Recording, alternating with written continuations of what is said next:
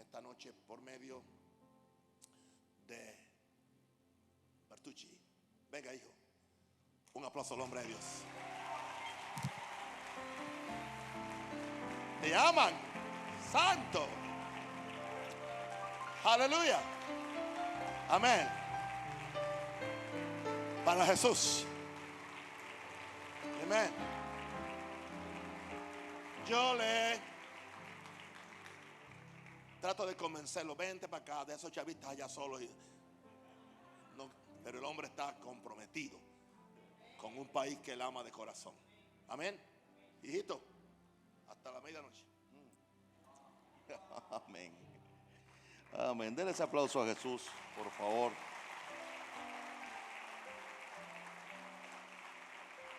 Puede sentarse en esta noche. Una vez más un honor, pero también un placer estar aquí con ustedes, con mi papá.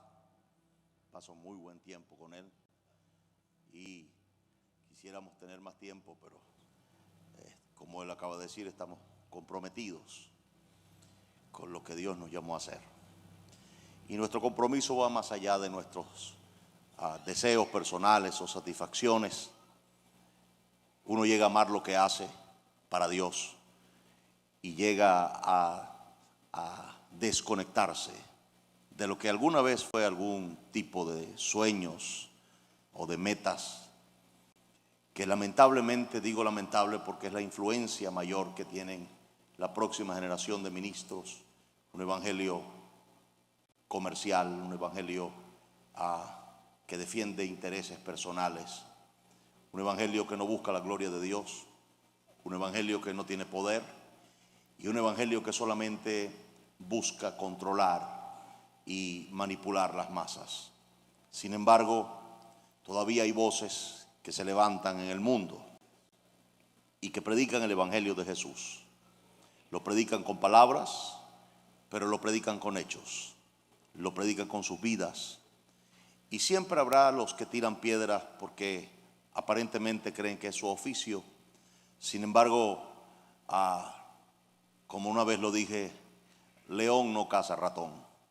Es decir, no tenemos tiempo para mirar la bulla que hacen los que tiran piedras. Hoy quiero hablarles sobre este tema. Es un verso bíblico que seguramente ha leído, pero quiero titularlo: yo con el mayor placer gastaré lo mío.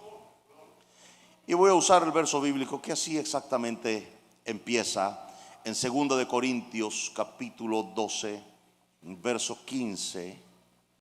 Dice su Biblia y la mía: y yo con el mayor placer gastaré lo mío, y aún yo mismo me gastaré del todo por amor de vuestras almas, aunque amando más sea amado menos.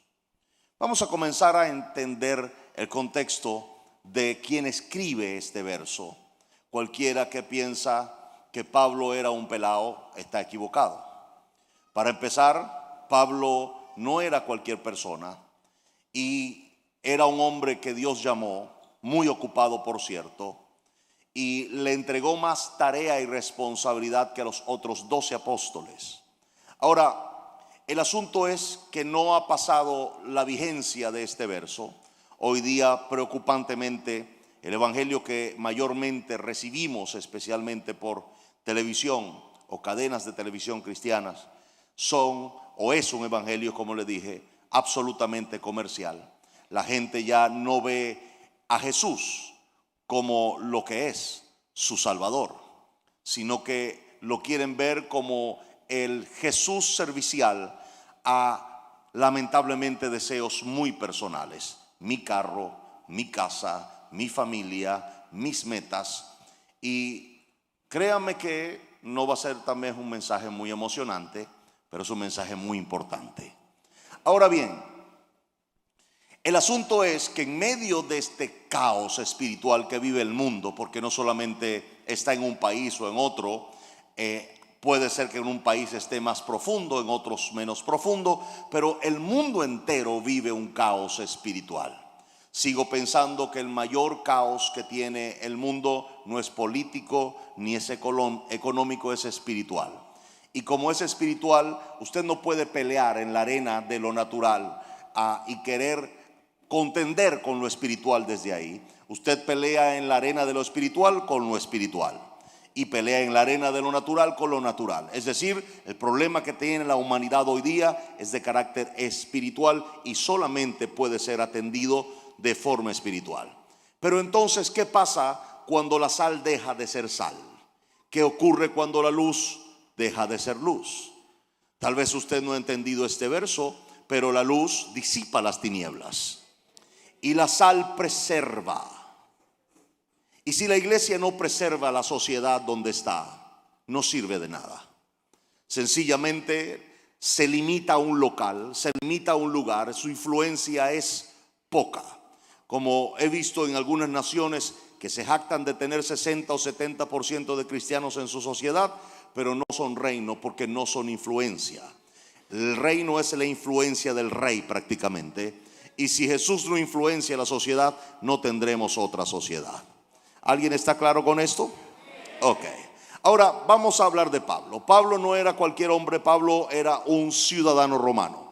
Y un ciudadano romano no era cualquier persona, era una persona preparada que el imperio reconocía como uno de sus ciudadanos. Usualmente era por sus atributos en cuestiones académicas, pero también era por sus posesiones en calidad económica o sus habilidades, en el caso de Pablo, también militares. Es decir, Pablo no era cualquier hombre o no era un hombre común, era un hombre notable en el imperio romano. Este hombre que se convierte a Cristo y deja atrás todo lo que tenía y todo lo que era, escribe esto bajo la inspiración del Espíritu Santo y lo hace en primera persona diciendo: yo con el mayor placer gastaré lo mío. La pregunta es inmediata: ¿qué tenía Pablo que gastar? ¿O era un siervo de Dios ahora pelado, limpio, que no tenía dónde caerse muerto? Y entonces pues así cualquiera da. Cualquiera dice: pues yo voy a dar todo lo que tengo si usted no tiene nada. Pero Pablo, si escribió esto, era porque él podía gastar de lo suyo. Ahora vamos a entender que Pablo pagó una educación de primera línea a los pies de Gamaliel. Una carrera a los pies de Gamaliel podía costar de 300 a 500 mil dólares si lo traemos a este tiempo. Eran aproximadamente 100 mil dólares al año que había que pagar por sentarse a aprender de Gamaliel. Gamaliel era uno de los profesores más notables, de los ilustres pensadores del momento más notables. Quien graduaba a Gamaliel era un hombre notable en la sociedad romana. Eso, por supuesto, le daba un estatus a Pablo. Pero vamos a ir a la parte financiera. Pablo notablemente se ve que hacía carpas. Usted lo debe haber leído en algún momento. Cualquiera que lee que Pablo hacía carpas y una vez terminó asociándose con otro hermano que las más o menos las hacía, pero Pablo tenía una habilidad única. Cuando me puse a estudiar las carpas que hacía Pablo hacía carpas para gente rica. Eran unas carpas de 4 habitaciones con baños. No era cualquier carpa. Ahora usted y yo pensamos en una carpa de esas maltrechas con un plástico arriba. No era un toldo de lo que nosotros conocemos, no. Era una carpa, y en ese tiempo las carpas eran muy importantes, especialmente para los mercaderes que viajaban ofreciendo sus mercancías y que eran millonarios. Le compraban, eran los principales clientes de Pablo. Así que Pablo podía vender, agárrese duro en su silla, Pablo podía vender una carpa o una de sus casas movibles, para llamarla de alguna forma, para que usted lo pueda entender mejor, en $500,000 si lo traemos al tiempo de hoy. Una carpa la podía hacer Pablo en 5 meses. Pero usted conoce, Pablo era un predicador muy inquieto, que viajaba por todos lados, y eran sus momentos de tal vez de entretenimiento que nosotros podríamos usar. Pablo lo usaba para hacer sus carpas. Era a veces presionado por el tiempo y llegó a entregar paños de los cuales caía el sudor y se lo entregaba. Usted lo ha leído en su Biblia. Se lo entregaba a alguien, le decía: vaya y le ponga el paño y va a ser sano. Eso nos rompería hoy la religión en 4 pedazos, porque Pablo no estaba orando, estaba trabajando. Sin embargo, su relación, intimidad con Dios era tal que no se desconectaba ni siquiera en medio del trabajo con el Espíritu Santo, y podía seguir ministrando aún dando puntadas a la tela de la carpa y podía mandar un paño con sudor. Y quien recibía el paño era sanado de inmediato.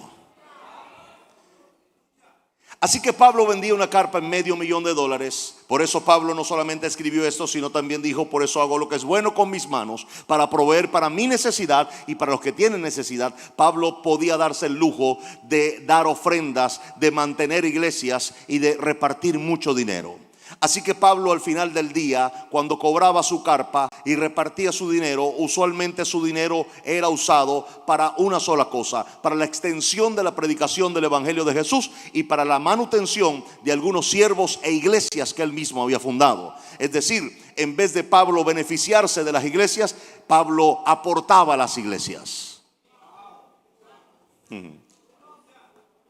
Quiero predicar este mensaje porque este asunto de servir a Dios se ha convertido lamentablemente en los últimos años en un negocio para muchos, en algo comercial que no tiene ninguna motivación en la gloria de Dios y mucho menos en la salud espiritual de los que están bajo la autoridad de estas personas.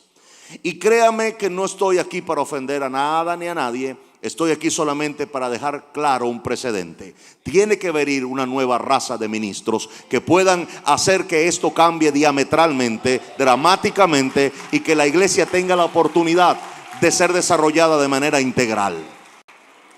Y eso no va a ocurrir con los mismos ministros de siempre. Tiene que venir una nueva clase de ministros. Y cuando digo una nueva clase de ministros, no me estoy refiriendo tal vez a dejar atrás los que ministraban, pero los que ministraban tienen que sufrir un cambio dramático en sus vidas y una relación renovada con Dios que les permita hacer un servicio desde la dignidad de Jesús y no desde la conveniencia de sus deseos personales. Bien, ahora Pablo entonces sí tenía que repartir, y en este punto Pablo estaba dispuesto a gastar lo suyo. Ahora, qué bueno cuando yo puedo decir con el mayor placer: gastaré lo mío cuando lo gasto en mí. Oh, ahí sí. Con el mayor placer gastaré lo mío, pero en mí. Gastaré lo mío en mi familia, o gastaré lo mío en lo que me conviene gastarlo, pero gastar lo mío en la salud de las almas y en la propagación del evangelio de Jesús no es negocio para nadie. Predicar a Jesús en las calles, dar sopas, abrazar gente, orar por gente, hacer que la gente reciba a Jesús y que ninguno o pocos asistan a la iglesia, entonces no es negocio. Porque el interés está en capturar gente, porque capturar gente para llevarlo a mi local significan diezmos, significa ofrendas, significa gente que alimentan mi ego y que hacen crecer mi popularidad. Y no digo que nada de eso pueda ocurrir, porque yo tengo una iglesia enorme. O sea, no hablo desde la crítica de tener una iglesia enorme. Hablo desde el peligro de que la motivación del que predica Jesús sea por algo personal y egoísta. Y que no sea por algo tan digno como la humildad del servicio a Jesús.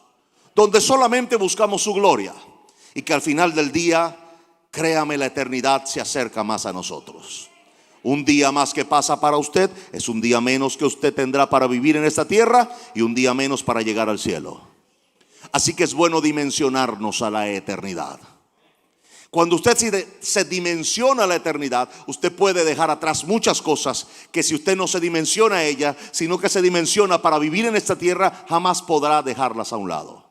Y su vida se centrará solamente en la esterilidad de amontonar cosas. Y me viene ahora en una oportunidad, hace poco por cierto, en el cuarto de mi hija, se oían raros ruidos, extraños ruidos en la noche, y mi hija me dice: papá, algo está pasando en mi cuarto, oigo ruidos. Y después, puede ser al lado, puede ser otra.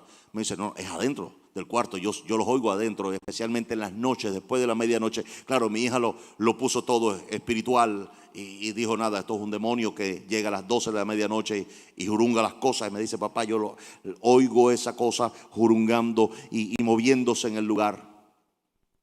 Wow. Yo digo, la cosa es seria, vamos a tener que empezar a ungir ese cuarto con aceite o lo que sea. Sorpresa.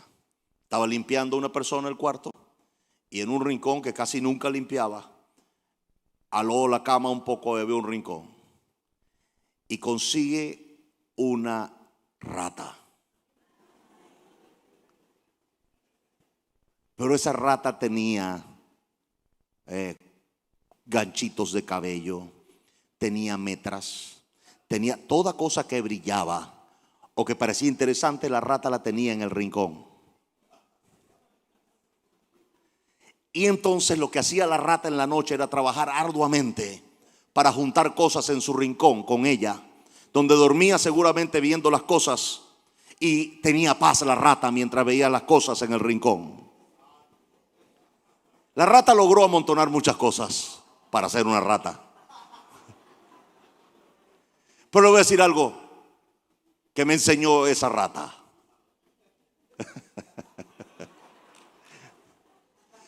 Me enseñó que no importa todo lo que había amontonado en su rincón, jamás dejó de ser una rata.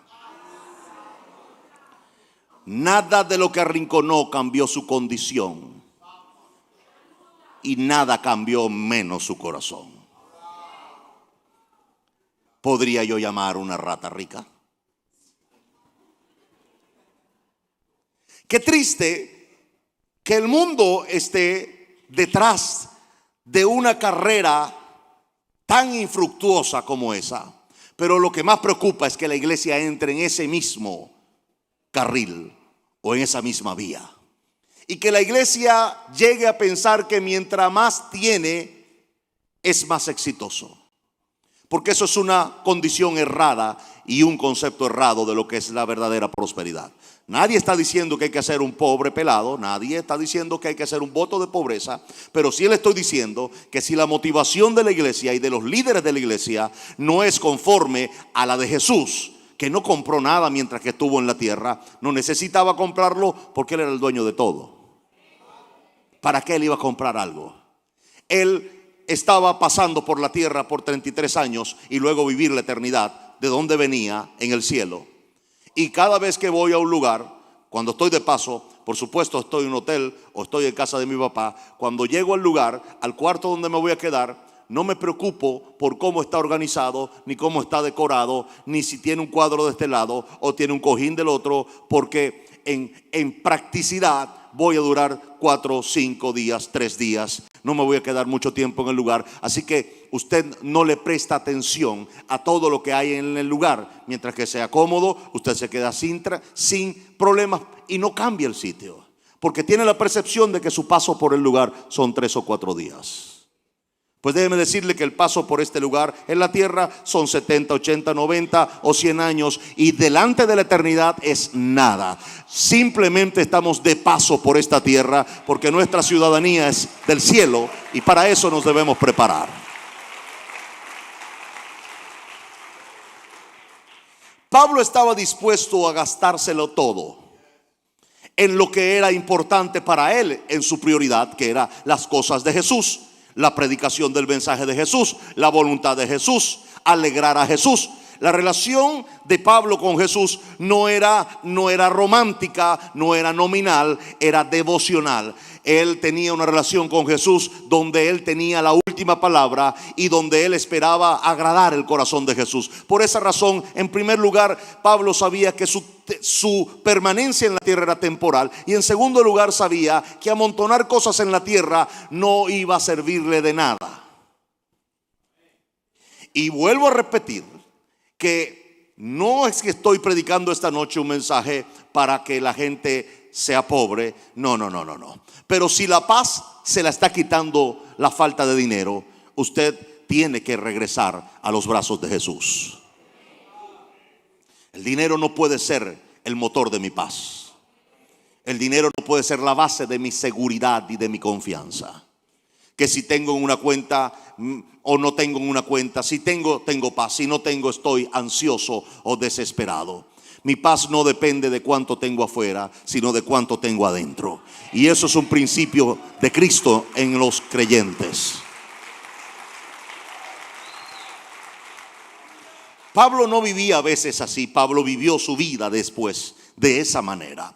Pablo no amontonó con todos los millones que podía haber hecho haciendo carpas, porque las carpas de Pablo eran una de las mejores que podía conseguirse en el mercado. Y según los estudiosos del tiempo, Pablo podía hacer un par de ellas o una y media, hablando de tiempo en el año. Es decir, él podía facturar todos los años de 750,000 a $1,000,000, y aproximadamente le quedaba la mitad de eso, $500,000 le quedaba a Pablo al año por hacer sus carpas.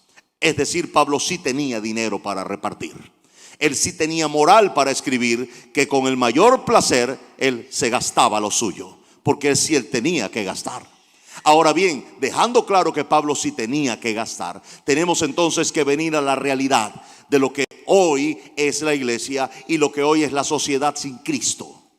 La sociedad sin Cristo, aunque está absolutamente agobiada por lo que significa no tener paz en el corazón, no tener fe en el futuro, etcétera. Usted sabe que es muy difícil vivir sin Cristo, porque las personas sin Cristo no tienen ningún tipo de asidero en esta tierra.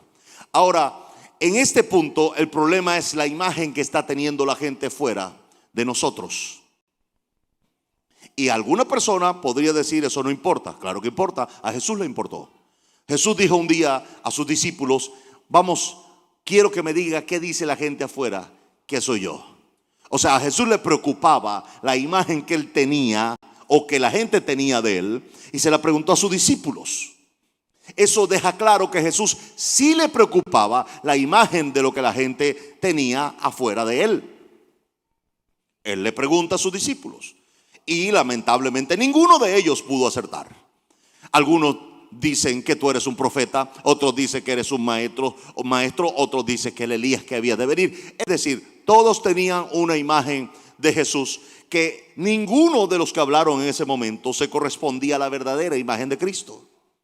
Ahora la segunda pregunta es más directa, y Jesús le dice: ¿quiénes dicen ustedes que soy yo?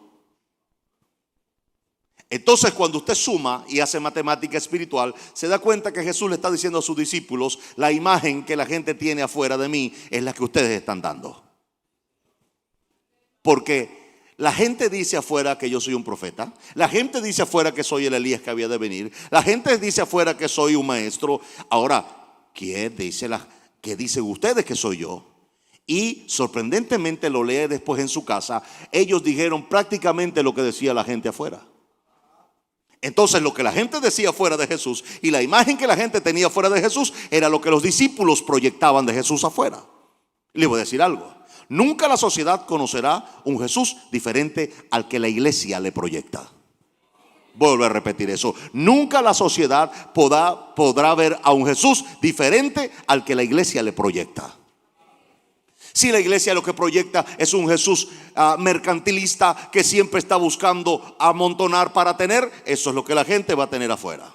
Esa es la imagen. Ahora, si la iglesia está constantemente en la calle predicando a Jesús, sirviendo a la gente, abrazando a la gente, orando por los enfermos y siendo una influencia permanente, ese es el Jesús que la gente va a conocer.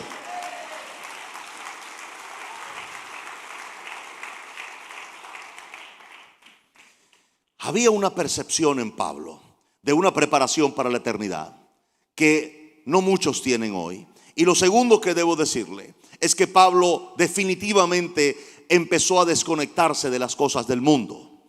Y ahí está la verdadera respuesta. Y cuando usted lee su Biblia se da cuenta que el compromiso que tenía toda esta gente de la Biblia con Jesús era que hacían una desconexión de las cosas del mundo y se conectaban con Jesús. Y quiero aclarar que desconectarse de las cosas del mundo no es darlas, no es regalarlas o no es dejarlas atrás sencillamente porque eso no es importante. Es que tu corazón no esté ahí. Jesús sabiamente dijo: donde está tu tesoro, ahí estará tu corazón. ¿Qué es lo que tú tienes como tesoro? Porque ahí siempre estará tu corazón.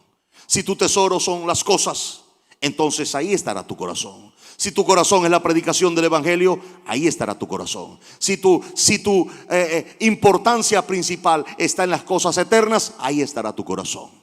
Entonces tenemos que regresar a darle la importancia correcta a las cosas eternas y no darle tanta importancia a las cosas temporales. Y déjeme decirle con toda responsabilidad en esta noche que llegar a ese punto no es fácil. Y en segundo lugar, llegar a ese punto es un proceso. O sea, nadie quiera dejar atrás y tener ese sentimiento de un día para otro porque el pastor Bertucci vino y lo predicó. Se va a frustrar, porque no funciona así.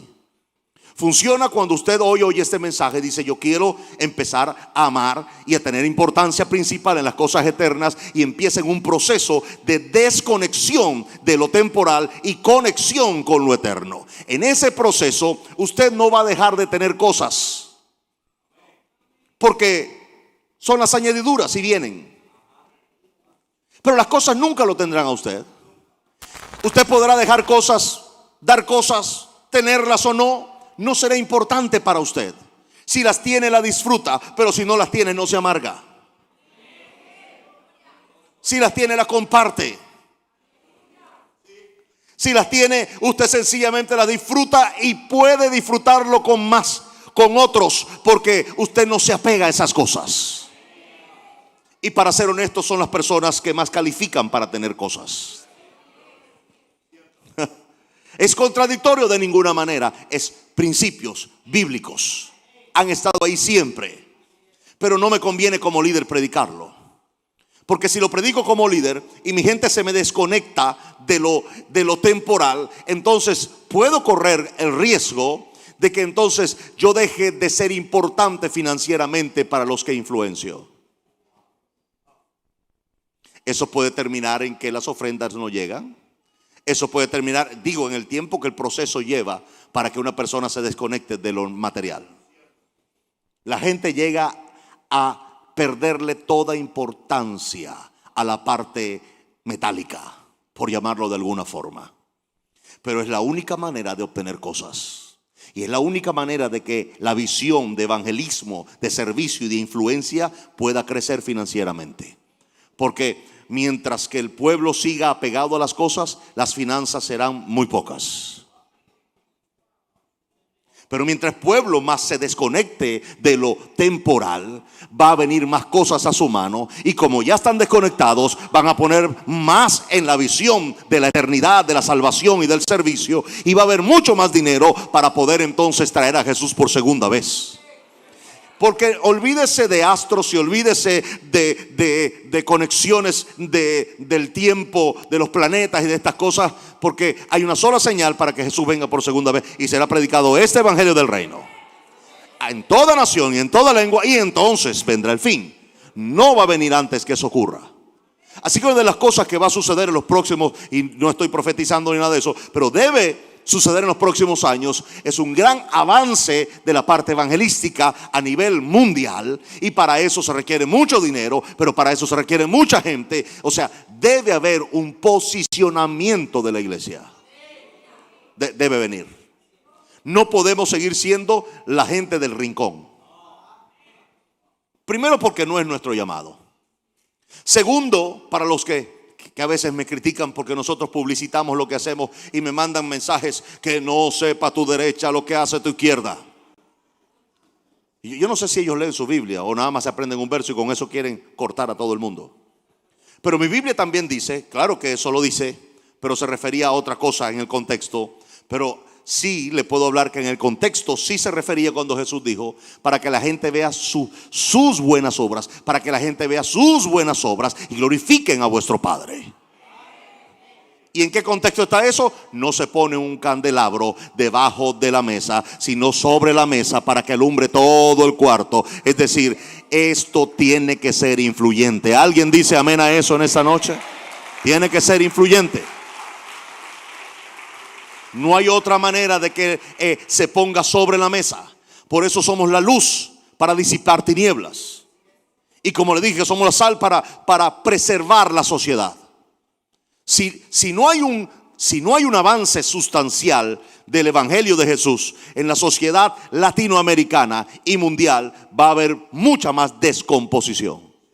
Y lo único que puede frenar la descomposición es la sal. Léalo. Pero si la sal no sala, como dice Jesús mi Señor, ¿de qué me sirve una sal que no sala y que no preservan la sociedad? No permite la más o avanzar la descomposición y se va a una recomposición. Por eso la iglesia debe tomar, en vez de una posición defensiva, una posición ofensiva. La iglesia debe salir de la comodidad y debe salir del compromiso único de asistir a algún servicio en la semana y ya. Debe involucrarse activamente y protagónicamente en la preservación de la sociedad y en el cambio diametral de nuestros países. De lo contrario, no habrá avance del reino. Y el diablo seguirá arrinconándonos más y más y más y más, con leyes y más leyes y más leyes.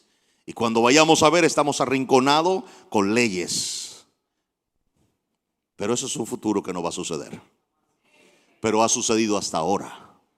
Y nos han metido en nuestros países, o en algunos países han metido leyes de minorías que se atrevieron a ser más influyentes, se atrevieron a ir más allá, fueron más sagaces que los hijos de la luz. Y le metieron leyes de matrimonios igualitarios u homosexuales, le metieron leyes de aborto, le metieron leyes que traen maldiciones enormes a las naciones. Pero eso ha sido porque la iglesia está escondida en un rincón y las minorías han sido más astutas y sagaces. Por eso debe venir un despertamiento a la iglesia en este punto, y deben dejar de pensar que mi lugar es arrinconarme en un local, voy a 2 reuniones a la semana o 3 y yo ya con eso estoy bien. Debemos salar la tierra y debemos alumbrar la tierra. Pero sale de una relación con Jesús y sale de una negación de la vida que cualquiera quiere. Porque no me diga que la gente no quiere comodidades y suplir deseos personales. Pero Pablo dijo, yo con el mayor placer. Yo con el mayor placer. El asunto no es con dolor. El asunto no es con guayabo o con ¿cómo se llama eso? Con dolor. Dar algo y me duele. No. Mire, cuando usted empieza a dar, le voy a decir, tal vez le empieza a doler al principio, pero después le da placer. Después le da tanto placer que le da más placer dar que recibir. Si no me cree, pruébelo. El día que usted sienta placer al dar, fue libre de las ataduras de lo temporal. El día que usted dé y le cause tanta alegría que llore, o tanta alegría que no quepa el desarrollo, la plenitud de la palabra en el corazón, es porque usted está cortando las amarras de lo temporal. Pablo lo logró y muchos hombres lo están logrando. Y yo digo, como Pablo, no es que lo haya logrado ya, pero prosigo al blanco. Pero le decía a mi papá ayer, poco a poco. No es que como algunas personas me han advertido, cuidado con caer en el abandono. Pero no, de ninguna manera. No estoy cayendo, no estoy mal vestido esta noche, no doy lástima por ahí, de ninguna manera. No es eso. Sencillamente le soy honesto, no estoy tan interesado en llevar las marcas, ni en el traje, ni en la marca de la corbata, ni en el tipo de esto o de aquello. Son cosas que han ido muriendo y han ido pereciendo en la importancia en mi vida, y ha sido un proceso. Y por supuesto que si queremos ir donde Dios quiere llevarnos, tenemos que pasar este proceso y debemos pasarlo aprobado. ¿Alguien dice amén a eso en este lugar? Es muy importante que lo hagamos.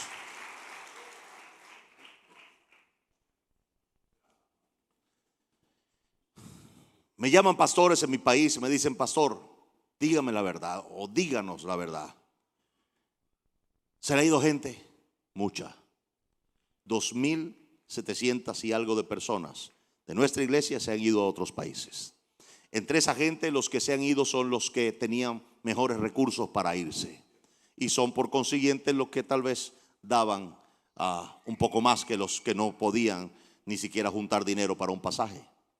Por otro lado, hemos perdido líderes buenos de años de servicio que están en otros países. Gracias a Dios hay muchos otros ayudando a otros ministerios. Bueno, ayudando al ministerio nuestro en otros países. Y Hemos perdido mucha gente. Hemos perdido tal vez capacidad financiera, sí, tal vez. O sí la hemos perdido. Pero no nos hemos dejado arrinconar. Porque estamos probando lo que dice el libro. Estamos probando lo que Jesús dijo. Y déjeme decirle que hoy en nuestras jornadas tenemos gente de gobierno que en primer lugar lo primero que hicieron fue investigar si nosotros lo que estábamos haciendo era una campaña publicitaria, y nos cuentan las porciones de sopa. Las cuentan para saber si lo que estamos diciendo que estamos dando, lo estamos dando, sino para salir diciendo, esto es un engaño. Así que usamos para una jornada 20 toneladas de carne y 20 toneladas de verdura. Eso es mucha verdura y es mucha carne. Y bueno, la situación de nuestro país tal vez usted la conoce. Pero ¿qué está pasando? Le estamos lavando la cara a la iglesia en Venezuela. Toda la gente está abriéndose al evangelio de Jesús. Todo el mundo está viendo hacia el cielo y viendo la iglesia como la única esperanza. Hoy exactamente trataron de cerrarle y de expulsar o de hacerle un desalojo a uno de nuestros pastores en Venezuela. Y le comentaba a este pastor, le decía, tienes que decirle a los consejos comunales. El sábado pasado estuvimos en el Zulia, ahí mismo donde intentaron desalojarlo hoy. Y esos consejos comunales se fueron hoy a la iglesia. No asisten a la iglesia.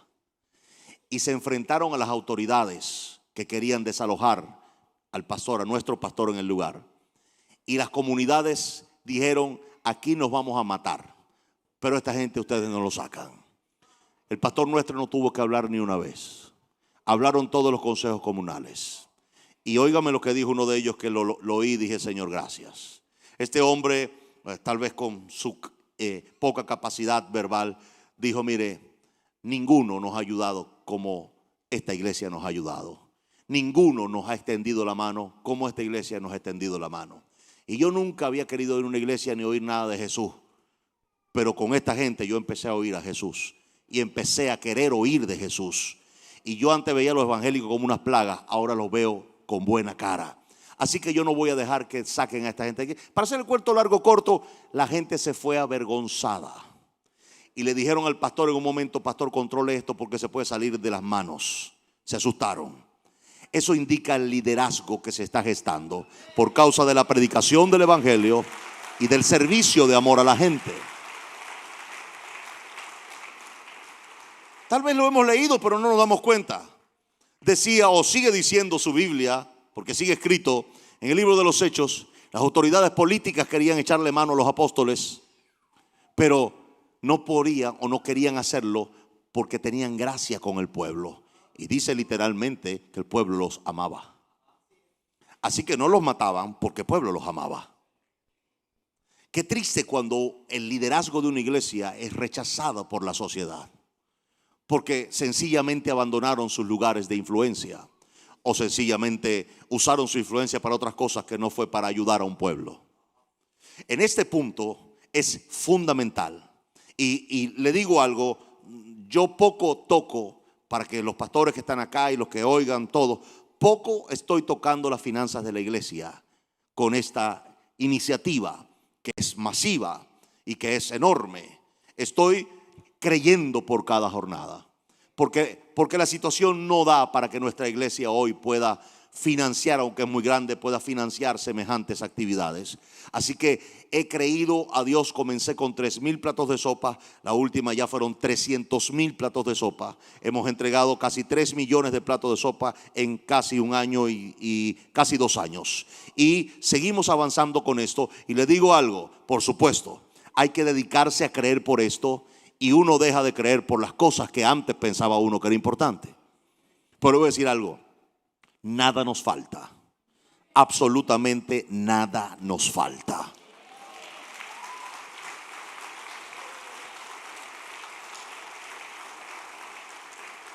¿Qué quiero hoy? ¿Qué quiero compartir con esta hermosa iglesia? La carga por una sociedad sin Cristo. La carga por una sociedad sin liderazgo. No crea que el liderazgo que tiene hoy la sociedad es un verdadero liderazgo. Es el único que tienen. Por eso no pueden sino ir detrás de ellos, porque no hay más líderes que estén dispuestos a hacerlo. Ahora bien, lo que quiero es inquietarlo, tal vez provocarlos a que empiecen a hacer más influencia en este país, que empiecen a hacer más servicio desinteresado a la gente, y que definitivamente la iglesia siempre será la congregación, será el templo, será el lugar donde viene la gente a congregarse, y la gente va a empezar a venir o no, no lo sé. Pero tenemos que prepararnos para la segunda venida de Cristo. Y yo no creo que Cristo venga a buscar solamente los grupitos que se reúnen los viernes y los domingos. Creo que tiene que haber un gran avance del evangelio de Jesús en comunidades, en plazas, en casas y en todo lugar, para que pueda el Señor estar satisfecho con su iglesia. Yo no creo que la iglesia que quedó en los hechos sea inferior a la iglesia que trae a Jesús por segunda vez. No tiene ninguna correspondencia en esto.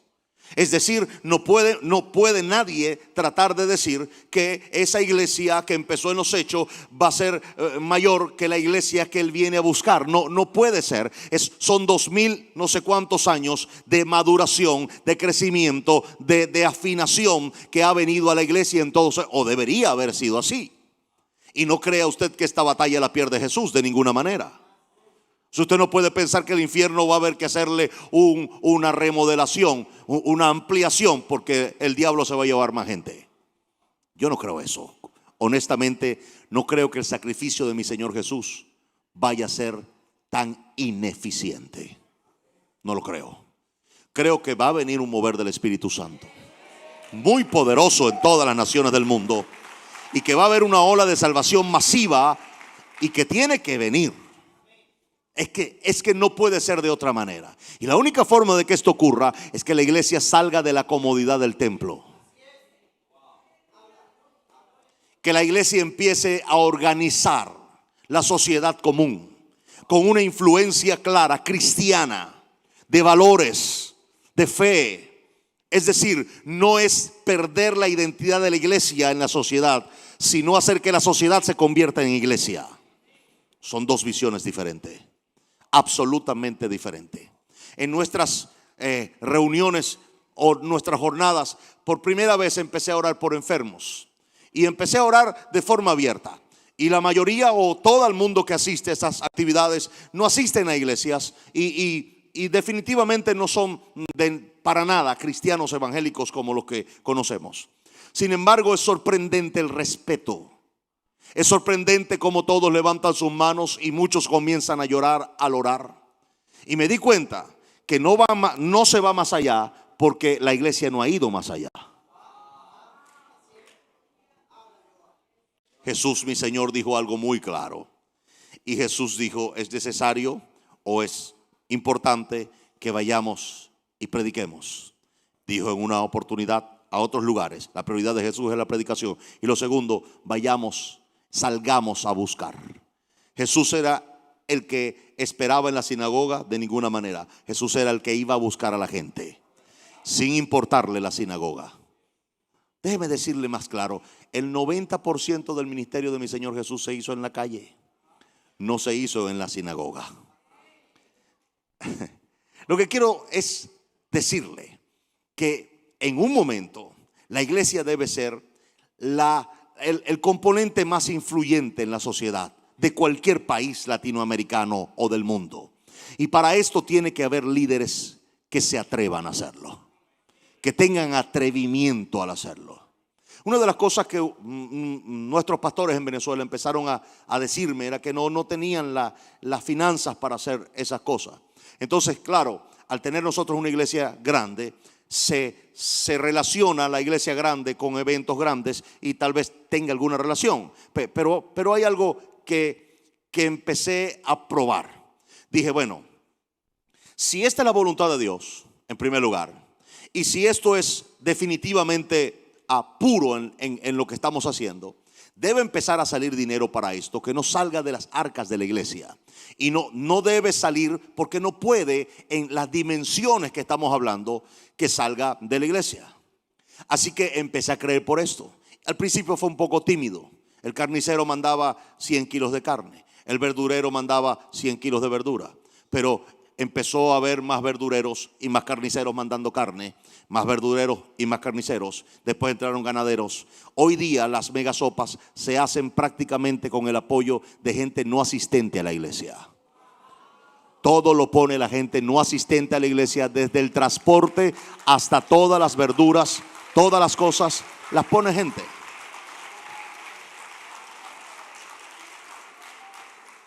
Ahora, le voy a decir con toda honestidad, usualmente la actividad es el sábado y el martes o miércoles aún no tenemos nada. Es desgastante. Para que entienda lo que Pablo dijo: gastaré lo mío y yo mismo me gastaré. Nadie crea o piense que creer es fácil, si no todo el mundo creyera. Así que le voy a ser honesto, creer desgasta. Por eso es más fácil manipular. Por eso es más fácil levantar ofrendas manipuladas y levantar ofrendas, usted sabe, de mentira. Dios me dijo que aquí hay 10 de $1,000. Así es más fácil, porque así me ocupo de mi imagen. Así no tengo que creer. Entonces me ocupo de mi peinado, me ocupo de mi figura, no estoy diciendo que la gente tiene que ver viejo y feo. No. Lo que le estoy diciendo es que creer desgasta. Creer saca canas. Creer saca arrugas. Creer quita sueño. Creer, con toda honestidad le digo, genera a veces ansiedad, desespero. Lo genera. Si yo le dijera que no, usted cree y se sienta. No. Usted cree y sufre. Usted sufre. Y te llaman los organizadores y te dicen: el lunes y necesitamos 20 toneladas de verdura y 20 toneladas de carne y tenemos 100 kilos de cada uno.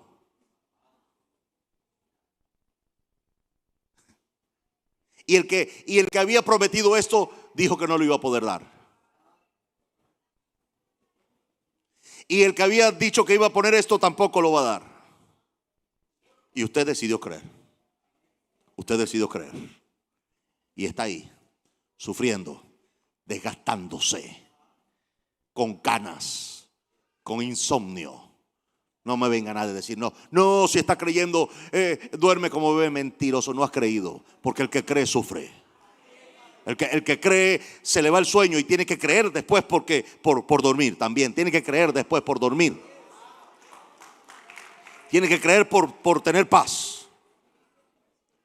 Y no es que uno, no Señor. La presión se siente en el hombro, se siente en la mente, se siente en el alma. Todo el mundo, usted imagina, publicidades saliendo por aquí, por allá, decenas de miles de personas esperando comer ese día, esperando saludarlo o lo que sea. Hay una enorme presión sobre el que cree, que no sufre el que manipula.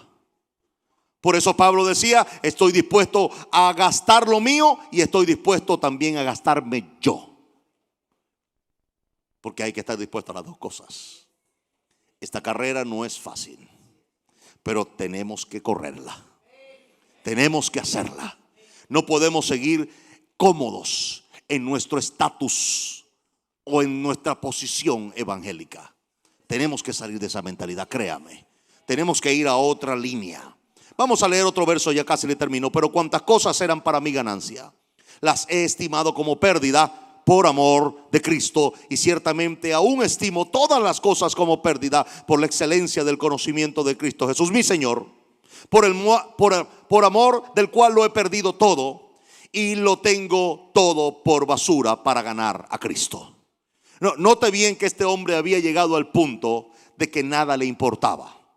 Su título de ciudadano romano, su título de egresado de la Universidad de Gamaliel, sus finanzas que provenían de su trabajo. Nada de esto importaba para Pablo más que conocer el amor de Cristo y agradar el corazón de Jesús. Qué gran compromiso con Jesús. Qué gran compromiso con aquel que te salvó y con aquel que murió por ti en la cruz. Y créanme que he oído y oigo muchos hablando de Jesús, pero no creo que mis palabras tuvieran tanto impacto o veracidad en mi esposa si yo me la pasara diciéndole todos los días: te amo, mi amor, mi amorcita bella, te amo, te amo, te amo. Pero no hago nada por ella, no la proveo, no alegro su corazón, no hago ningún gesto de amor y alguna muestra de esfuerzo porque la amo.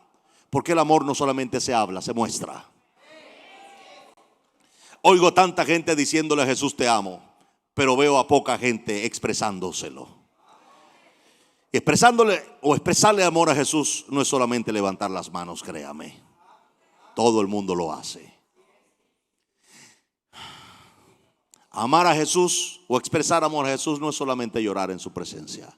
Para ser honesto, al llorar en su presencia, el que recibe amor es usted, no él.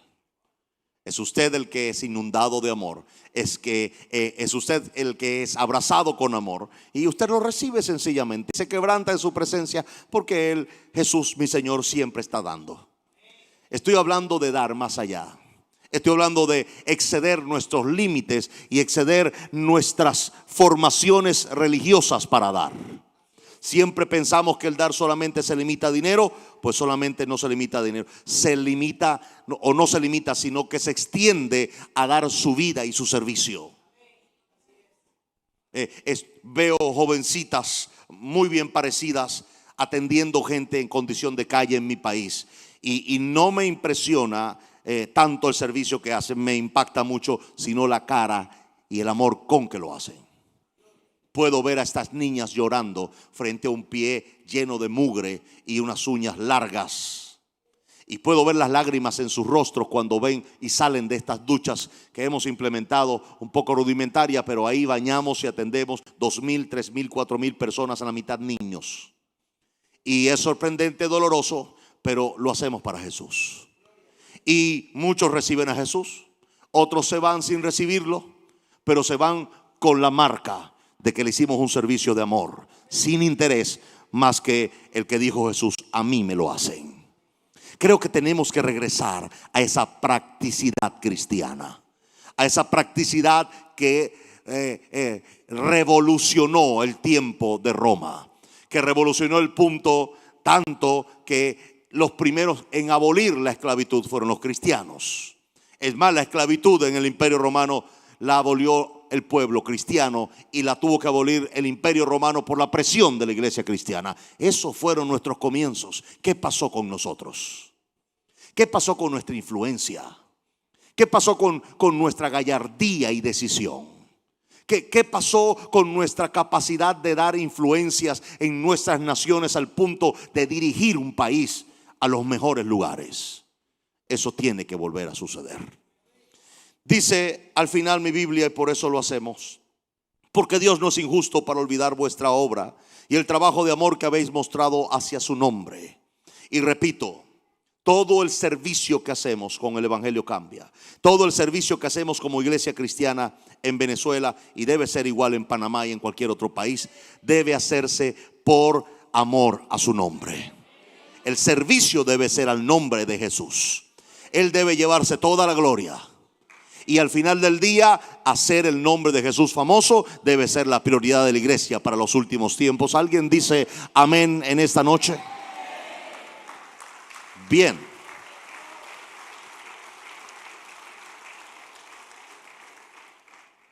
En una oportunidad, un líder en el país, un líder de alguna organización, me dijo esto en un hotel. Me dijo: ¿dónde está toda la gente que recibe a Cristo en sus evangelismos? ¿Y dónde está la gente? Yo le digo: la gente está en la calle. ¿Y sabe por qué está en la calle? Dije: porque no quieren ir a iglesia como la suya. No quieren. Dígale a la gente en la calle que vaya a una iglesia y se espelucan,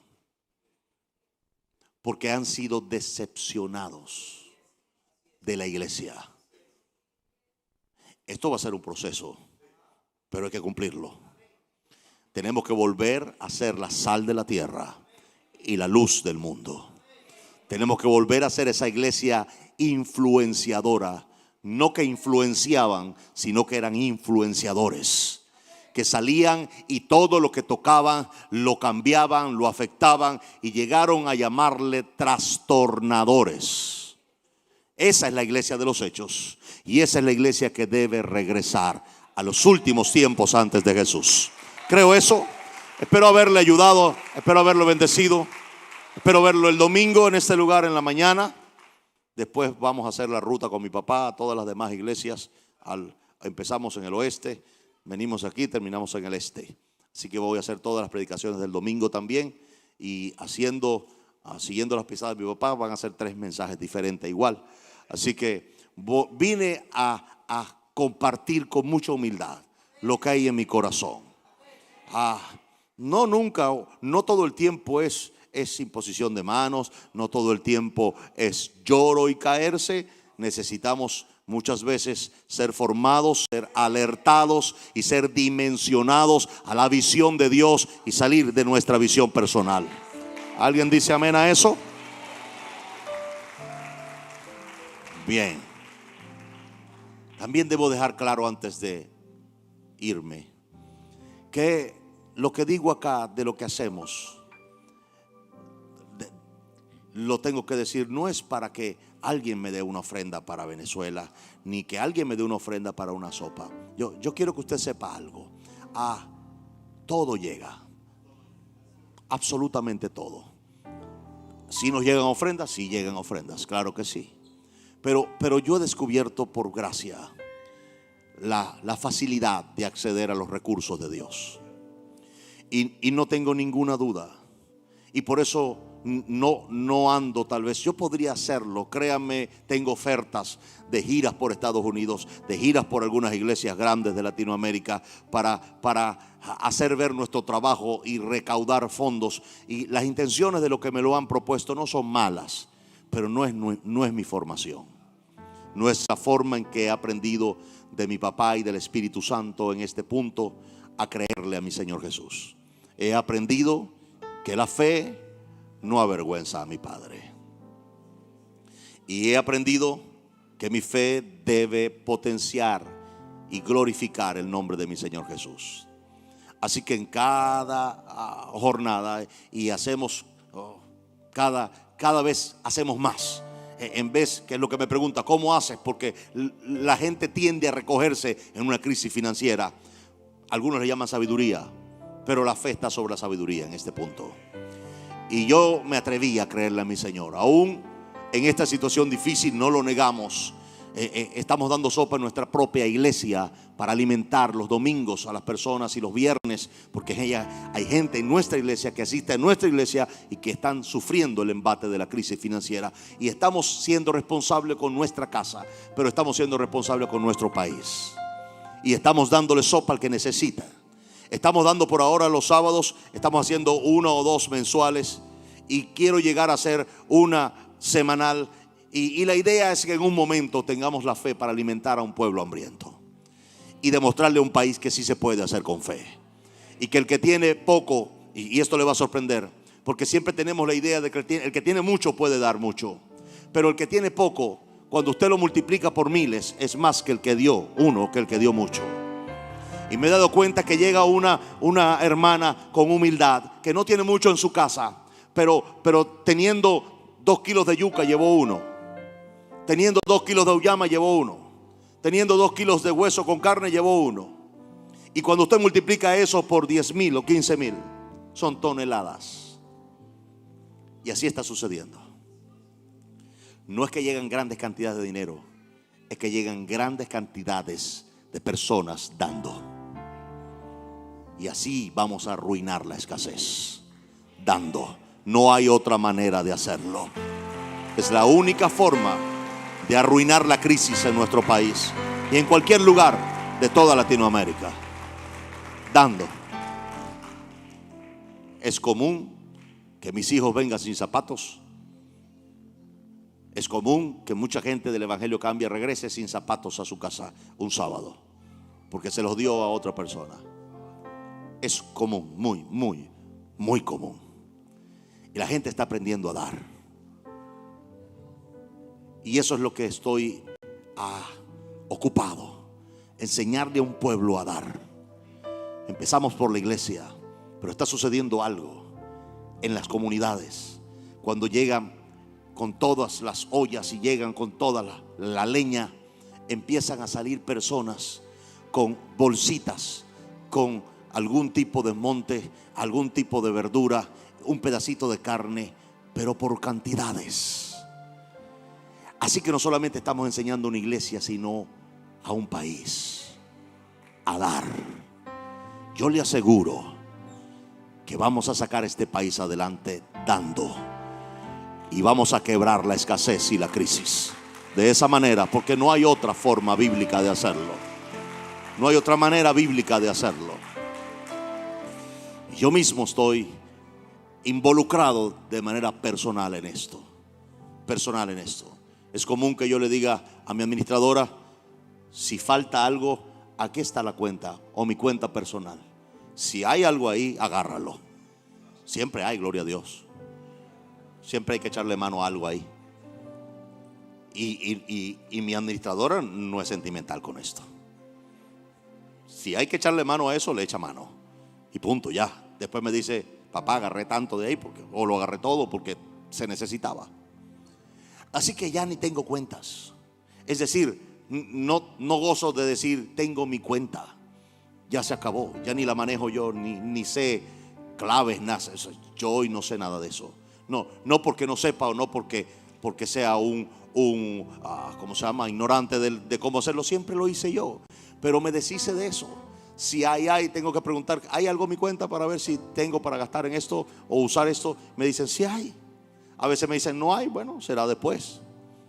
Pero créame, yo no le estoy exigiendo que usted tenga la misma forma de actuar, pero es la forma cristiana de hacerlo. A mí no puedo decirle que me obligó la circunstancia, porque la circunstancia nunca me ha obligado a eso. Ha sido una decisión personal. Después que he visto la necesidad de mi pueblo, que la he tocado, que la he abrazado, no puedo ser el mismo. No puedo vivir como que si no hubiera visto eso. Y no puedo seguir siendo cristiano de la misma forma que lo era antes. Tuve que hacer un ajuste en mi vida. Aún lo sigo haciendo. Y lo dimensiono a la exigencia histórica que tengo del cielo y de la tierra. Ambos exigen históricamente un comportamiento, una forma, y debe dársele. Y creo que el momento es oportuno. No sé si siempre lo tuve que hacer o me tocó ahora, no lo sé, pero fue ahora. Y créame que soy el hombre más feliz hoy día, no siendo atado por las cosas. Me alimento emocionalmente hoy día de la sonrisa de los niños y de las lágrimas de las madres agradecidas. No hay cosa más satisfactoria que eso. Y lo que era para mí antes ganancia, ahora lo tengo por basura. Esta vida no la cambio. No hay nada mejor que vivir esta vida en la tierra. Nada mejor. Póngase sobre sus pies en esta noche. Déjeme decirle que los amo profundamente, muchísimo. Los amo enorme. Es un placer para mí estar aquí. Y espero haberlos movido de alguna manera, de alguna forma, haber depositado una inquietud en algunos líderes en esta iglesia, en algunos líderes que pueden convertirse mañana en pioneros en este país. Todo empieza siendo una pequeña semilla. Y yo tengo fe que esto que he puesto, esta inquietud que he puesto en el corazón de algunos esta noche, va a germinar y va a dar frutos enormes que sacudan este país y sacudan la sociedad panameña. Les amo muchísimo. Nos vemos el domingo. Bendiciones para todos.